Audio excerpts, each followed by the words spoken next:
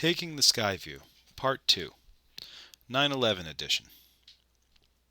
In last month's property line, I wrote about the sky. I knew I hadn't expressed everything I wanted to say. In fairness, the sky is a rather large topic.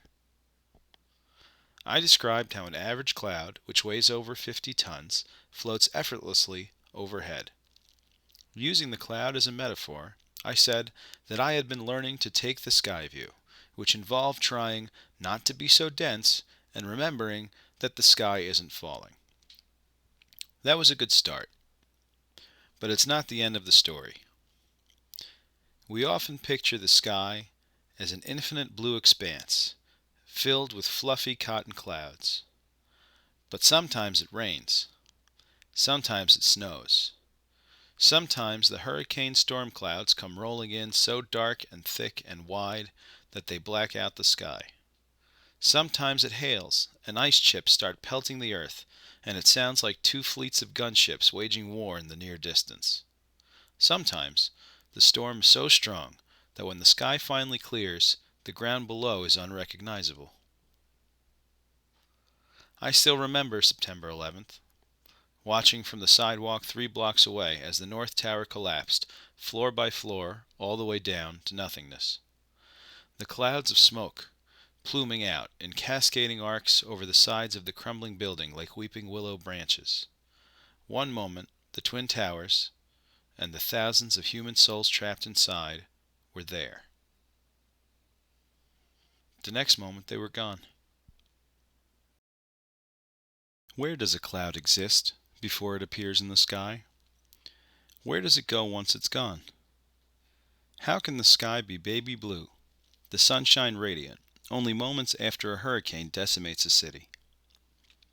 What can we learn from the sky in a true moment of crisis?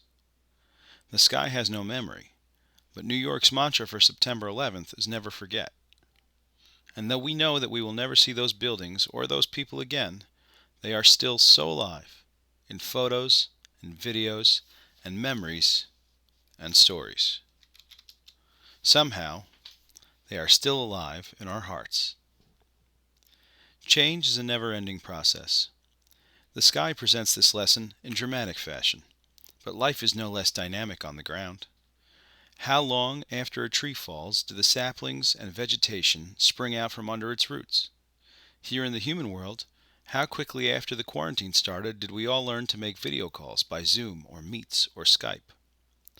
As I woke this morning on the 19th anniversary of September 11th, I cannot tell you that those events were foremost on my mind. Instead, there was, as always, the never-ending business of living. But every day I remember that day in some way. Like the rings of a tree, that history is part of me. Indelibly. What more can I say? Some things are too vast to reduce to words. Don't believe me? I invite you to take a good long look at the sky. Good night, Skyview. Stay safe, and I hope to see you again real soon.